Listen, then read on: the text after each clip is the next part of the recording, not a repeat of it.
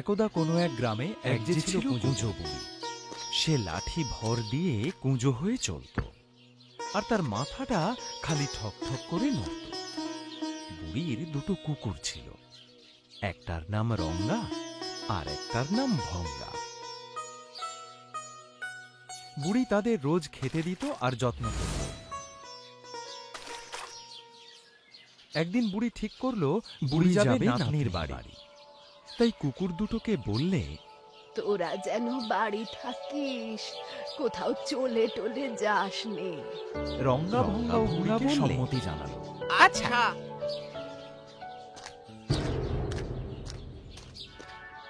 তারপর বুড়ি তার লাঠিতে লাঠি ভর দিয়ে কুঁজো হয়ে যাচ্ছে। এমনি করে সে খানিক দূর গেল।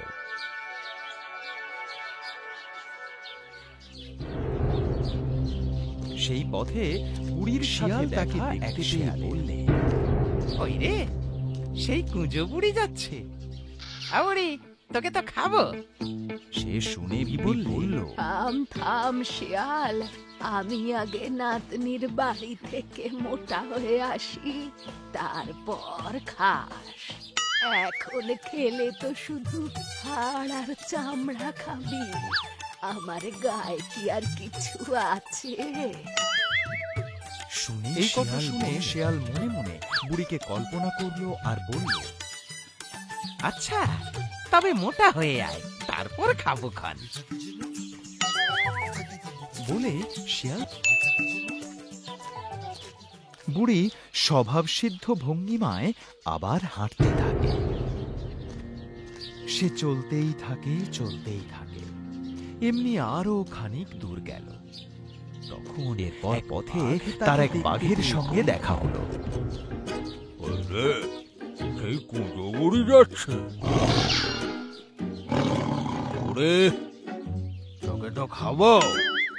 রোজ আমি আগে নাতনির বাড়ি থেকে মোটা হয়ে আসি, তারপর খাস। এখন খেলে তো শুধু হাড় আর চামড়া খাবি, আমার গায়ে কি আর কিছু আছে? শিয়ালের মতো বাঘও বাঘ গোড়া চেহারা কল্পনা করলো আর বলল, আচ্ছা আচ্ছা, তবে মোটা হয়ে আয়, তারপর খাবো খান। বুড়ি আবার লাঠিতে ভর দিয়ে কুঁজো হয়ে চলতে থাকে। বুড়ি চলতে থাকে বনের রাস্তা ধরে।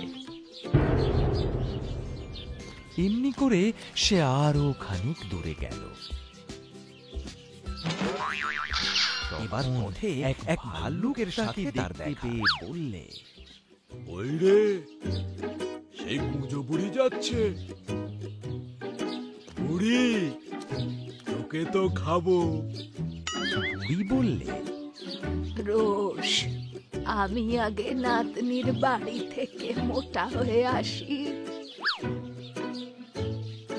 তারপর খাস।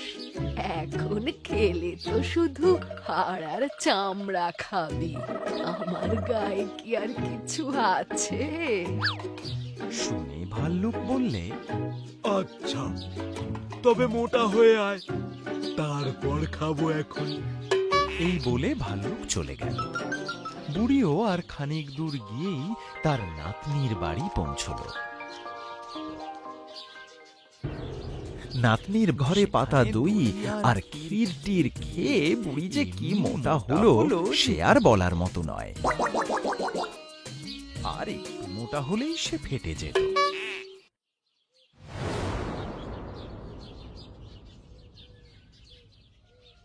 তাই সে তার নাতনিকে বললে, ওরে আমার নাতনি রে, তুই যা খাওয়ালি আমায়, আমি যে আর চলতেই পারছি না, বাড়ি যাব কি করে?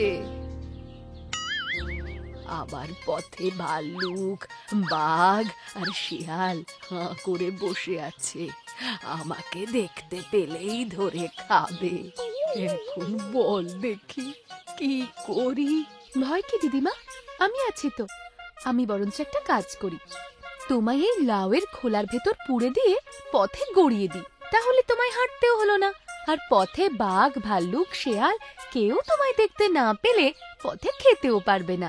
তুমি সহজেই বাড়ি পৌঁছে যাবে।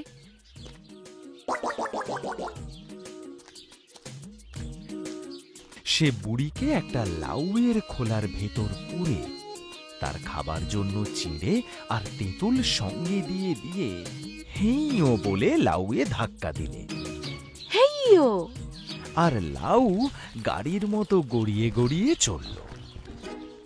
লাউ চলেছে আর বুড়ি তার ভেতর থেকে বলছে, লাউ গড় গড়, লাউ গড় গড়, খাই চিড়ে আর তেঁতুল, বিচি ফেলি টুল টুল, বুড়ি গেল ঢের দূর। পথের মাঝখানে সেই ভাল্লুক হাঁ করে বসে আছে বুড়িকে খাবে বলে। সে বুড়ি টুড়ি কিচ্ছু দেখতে পেলে না, খালি দেখলে একটা লাউ গড়িয়ে যাচ্ছে। লাউটাকে নেড়েচেড়ে দেখলে বুড়িও নয়, খাবার জিনিসও নয়। তার ভিতর থেকে কে যেন বলছে, বুড়ি গেল ঢের দূর।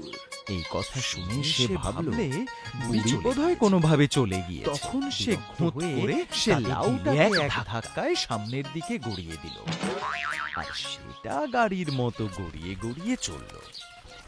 লাউ চলেছে আর বুড়ি তার ভেতর থেকে বলছে, লাউ গড় গড়, লাউ গড় গড়, খাই চিড়ে আর তেঁতুল, বিচি ফেলি টুল টুল, বুড়ি গেল ঢের দূর।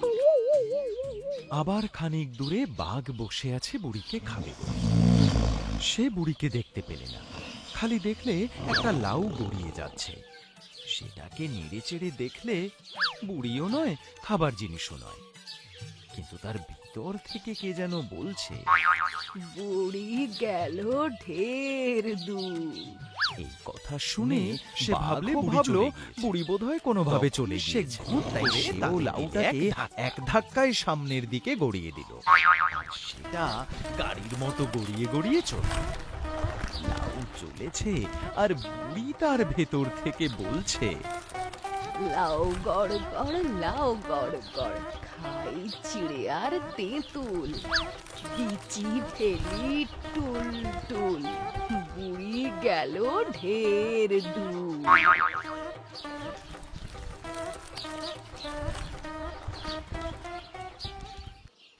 সেই পথে তো আবার শিয়ালও অপেক্ষা করছিল খাবে বলে। শিয়াল লাউ গড়িয়ে আসতেই শিয়াল বুঝতে পারলো এটা বুড়ি ছাড়া কেউ নয়। সে লাউ দেখে বলে ওঠে, লাউ কিনা আবার কথা বলে? ওর ভিতরে কি আছে আমাকে দেখতে হবে। তখন সে হতভাগা লাথি মেরে লাউটা ভেঙেই বলে কিনা, বুড়ি তোকে খাবো। খাবি বই কি, নইলে এসেছি কি করতে? তা আগে দুটো গান শুনবি নে? হ্যাঁ, এই দুটো গান হলে মন্দ হয় না। আমিও একটু আধটু গাইতে পারি। তবে ভালোই হলো, চল ওই ঢিবিটায় উঠে গাইবো এখন।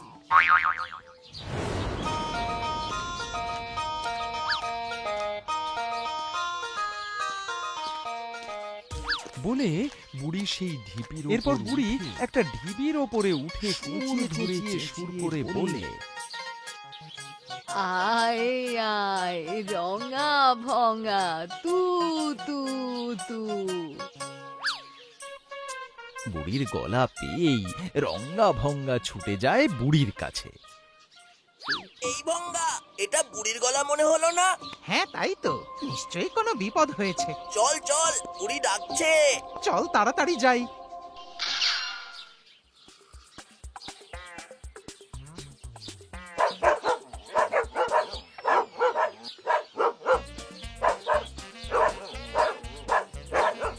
অমনি বুড়ির দুই কুকুর ছুটে এসে একটা ধরলে শিয়ালের ঘাড়, আর একটাই ধরলে তার কোমর।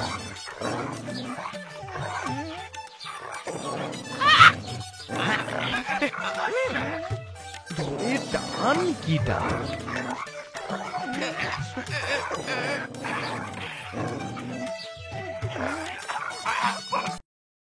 টানে ঝাড় ভেঙে গেল। কোমরও ভেঙে গেল, জিভ বেরিয়ে গেল, শেষে প্রাণও বেরিয়ে গেল। অবশেষে বুড়ি তার রঙ্গা ভঙ্গাকে নিয়ে বাড়ির দিকে রওনা দিল।